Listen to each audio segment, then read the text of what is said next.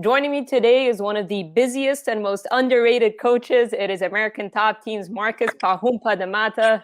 Pahumpa, I really appreciate you joining me today. How's it going? Thank you, Farah. Thank you so much. My pleasure. Of course, a lot to talk about. Very busy weekend for you. The big title fight between Petr Yan and Aljamain Sterling. Tons of controversy, and I wanted to speak to you about it. So let's get right to it. You were in his corner, of course. The fight ended by disqualification. Just take me through. We all saw what happened, but just take me through a corner's perspective. We heard you saying, for those who don't know, it was you saying, just punch, just punch, just punch. But talk me through what happened in your eyes.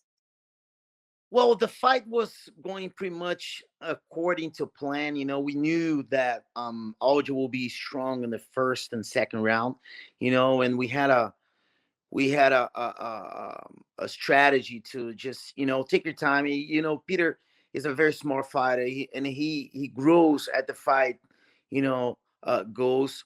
So we knew that in the beginning it would be kind of like um Aljo's rhythm. What surprised me is in the first round, Peter had an amazing first round. He could defend the takedowns, he could take Aljo down, which was a little bit of surprise, not to me, but to everybody else. And he finished the round strong. Second round was the best Aljamain's round, and we were prepared for that. Throughout the camp and American Top Team, Peter had amazing training partners that could simulate what Aljo was supposed to do. And we had a good strategy and good game plan. Third round was actually when Peter started picking up, and the fourth round was going exactly what we expected. Aljo was fading, shooting from far, and we ended up in that situation, which was kind of like the front headlock, and we were extensively working on that. Um, and my 2 cents on that situation, I was telling him that keep pushing the head down and just punch, punch, punch, because either he would have done the same thing he did to Jose Aldo, which was going, spinning to the back and just working his ground and pound from there, or just release and stand back up to try to knock him out.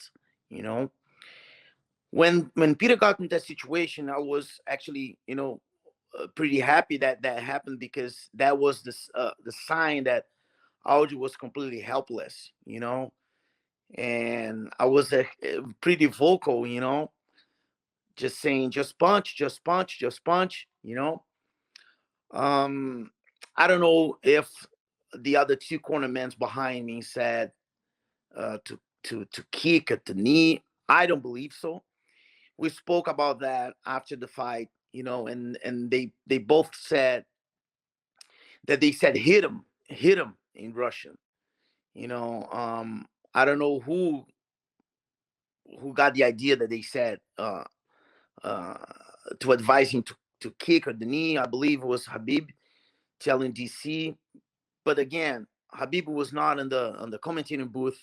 He was just around, and I don't know if he might got confused, or I don't know what happened. I don't understand Russian very well. I have a few comments that I do with my Russian fighters, my Dagestanian fighters, but I'm not fluent in Russian.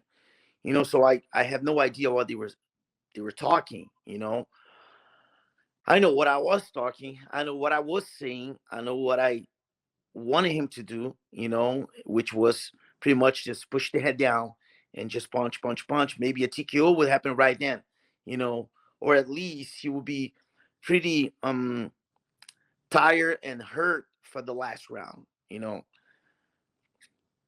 And what was the conversation like with Peter after? Because he seemed to be a little bit confused in the moment. I mean, referee Mark Smith, when he was whispering to the doctor, I believe he was saying that I told him he was a downed opponent. So what was the conversation with Peter like after? What did he tell you guys? Did he say that he was confused in the moment? What was it like when you guys were walking out to the back? Well, first off, the first thing that I asked, let's go back a little bit. As soon as I got into the cage, they were still the result was not being handled yet, and I went to to his ear, and I whispered to him, the knee was down. And he said, I know, I'm sorry, coach. That's what he said to me. When we went back there, the first thing that I asked, I said, Peter, did you hear me, screaming to you, just punch, just punch, just punch? And he said, yes, coach, I heard you, but I was so focused on his hands that when I saw his hands coming off the mat, I completely overlooked the knee.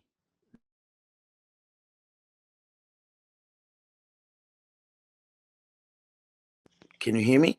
Yeah, I think you got a call or something. No worries, you can continue. Yeah. So he said, I was so focused on his hands that I didn't even see the knee coming out, staying down, and then I threw the knee. I'm sorry again. I'm sorry that I disappoint all of you guys. I'm sorry that was, such a mistake, by me.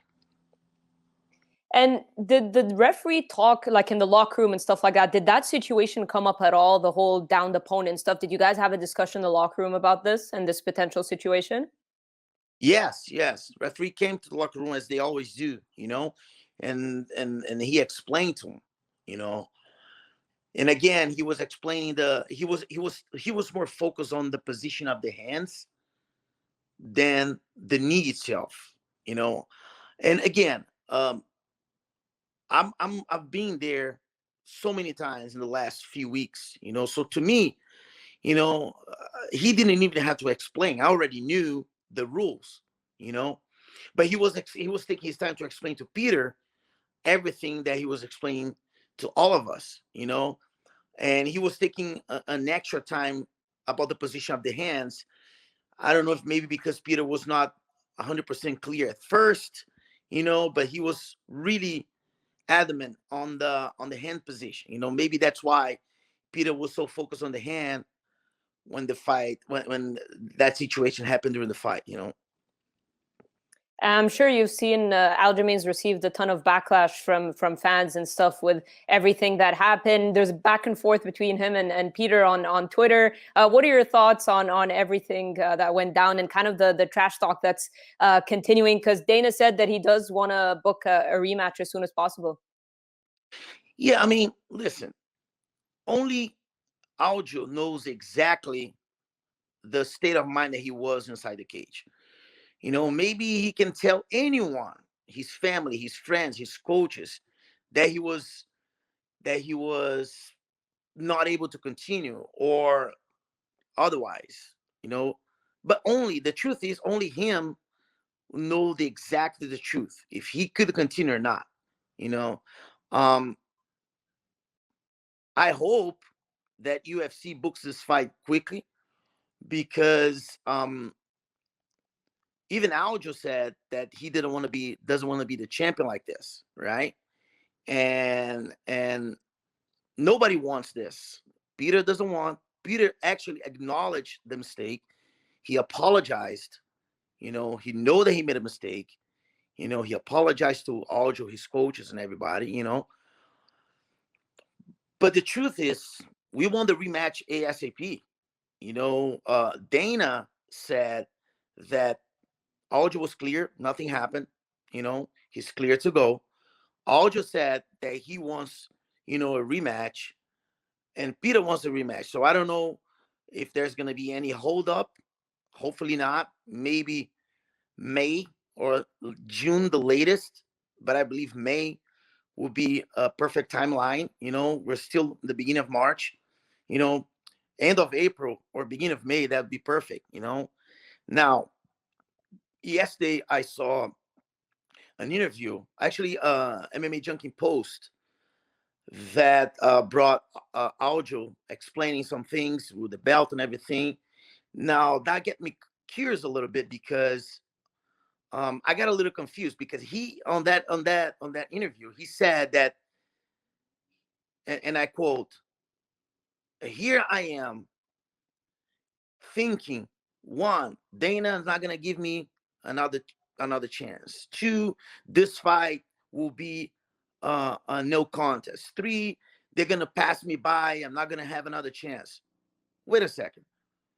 If you have a concussion, if you're not able to continue to fight, are you really thinking on all that inside the cage? I mean, that got me confused, because I don't know if Aljo was thinking all of that inside the cage when he was still down, or he was thinking all of that now. That's what my confusion is, you know? And again, I respect Aljo. I respect his coaches. I respect everybody. As a matter of fact, still inside the cage, I went to his corners. I apologize, you know, because I know that Peter made a mistake, and I'm not denying that, you know. But hold on. What is, I mean, what's the truth, you know? Did you really thought all of that inside the cage, or you thought of that afterwards? You know, I don't know. All comes down to, let's book the rematch soon. You know, Aljo wants, at least he said he wants. That was before I saw, you know, all the Cejudo things, and I mean, this insane. You know, the fight to make right now is the rematch. Cejudo, Sanhagen, and anyone else have to wait. The right match, the right fight to make right now is the rematch. You know, and hopefully it's going to be May. What's the plan here for Peter? Is he going to stay in Florida since they're looking to book the rematch and kind of just start another training camp, or what's the plan for him moving forward? Um, as a matter of fact, the UFC wanted him to stay here, you know, in the States. You know, I don't know, Florida, California, Vegas, I don't know. They wanted him to stay in the United States so they can rebook right away. But Peter is a family man. He misses his family, he misses his kids, his wife. So he's gonna go back to Russia, you know, and hopefully he's gonna be for maybe a couple of weeks, you know. And once we get the rematch announced or signed, he's gonna come back, and hopefully between May and June. If that's the case, he's coming back down. He's coming back to American Top Team, hopefully, you know. But I cannot tell you right now, because we don't know when the rematch is going to be signed or rebooked. For sure. And I want to talk about his performance a little bit, because you were saying you were happy with his performance, but were you surprised at how much he was initiating the grappling? I know he was able to take Aljo down a couple of times, but was that part of the game plan? Definitely not. You know, I mean, that was not part of my game plan. You know, we worked very hard to defend Aljo's takedown and defend himself on the ground. You know, Aljo had, I believe it was 16 takedown attempts throughout the fight. Peter defended 15 of them. So he was 1-16 on his attempt. And the only time Aljo could take Peter down, Peter came right back up. So I was really happy that, obviously, that was my department, you know, with him on defending the takedowns, and came back right up safely without getting any damage.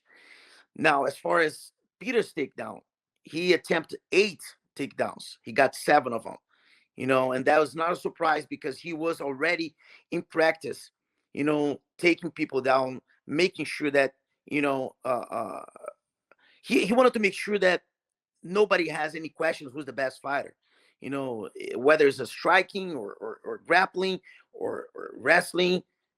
Peter's the champion for a reason, and he wants to make sure that everybody understands that.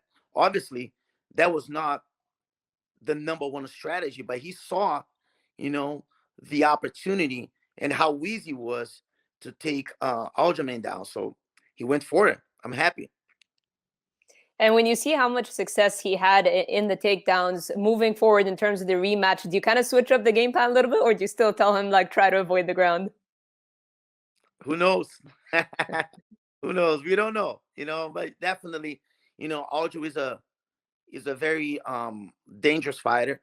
I'm not taking him lightly on the rematch. Neither is Peter. Neither is any one of his coaches. You know, still, just because we stopped all the takedowns, you know, in the first fight, almost all of it taken down in the first fight. That doesn't mean that Aljo cannot take him down and finish him. So the strategy remains the same. Obviously now everybody, even Aljo and his coaches can be prepared, have to be prepared for, Peter's takedown as well.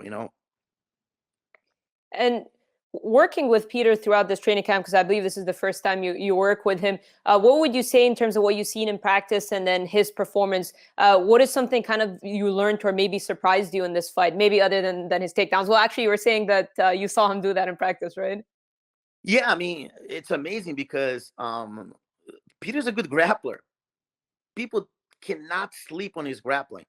It's unbelievable how crafty Peter is, and how fast he learns. I didn't have much time because I was in Abu Dhabi for 3 weeks. So when I came back, it was in the end of January. I had 6 weeks for him, you know, and we could do all that in 6 weeks. That means that he's a really fast learner, But at American Top, you have so many people that can help him out, and he did so good in training, that it showed on the fight. It definitely showed on the fight. Anything in the fight in terms of his strategy or anything that happened that surprised you, or some takeaways that you guys would change? Obviously, without giving too much of the game plan, but anything with the way the fight played out that you felt like you didn't like the way it played out?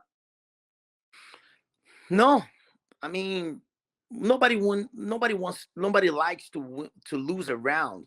Obviously, I didn't like to lose the second round. We won the first. I thought we were gonna take over right after the first round, but Aljo came back strong in the second round, kind of like a second win, and could push the pace, could get more takedown attempts than the first round. Got a little more composed. So that I didn't like. Obviously, I don't have too much to change since the fight, was like that. I'm not gonna say that was an easy fight, but it was gonna be a rough fifth round for Aljo. I'll tell you that much. You know, every fight, every fighter has something to get better. To improve here and there. And Peter's not different. We're gonna improve a few things, even on his striking, which is not my area. But we're gonna try to adjust more, so maybe we can get the finish a little earlier. But pretty much, I believe that the second fight is gonna be pretty much a replay than the first one. Well, Pahumpa, I really appreciate you taking the time to kind of give your viewpoint on everything that went down. Before I let you go, because I know you coach so many incredible fighters at American Top Team, so I'll kind of leave the floor to you. Who kind of should we look out for, guys and girls that you've been working with? Any updates you can give us on some of your guys?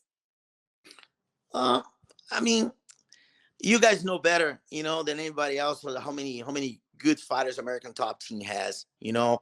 I feel honored and happy to be able to be part of such a great team since the beginning.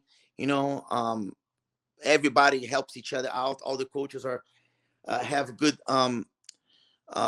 energy towards each other. So it's a big group doing big things. And I can't tell you just one name. I won't be fair telling 3, 4, or 5 names. It's the whole American Top Team. It's the whole team that gets better. It's the whole team helping each other that makes us, so good. So thank you so much for the opportunity, and I hope the rematch gets booked soon. And thank you. Of course, absolutely. I really appreciate you doing this and kind of giving clarity on the whole situation. And like you said, hopefully we'll see a rematch in the near future. So thank you so much, Pahumpa, for taking the time. Thank you so much, guys.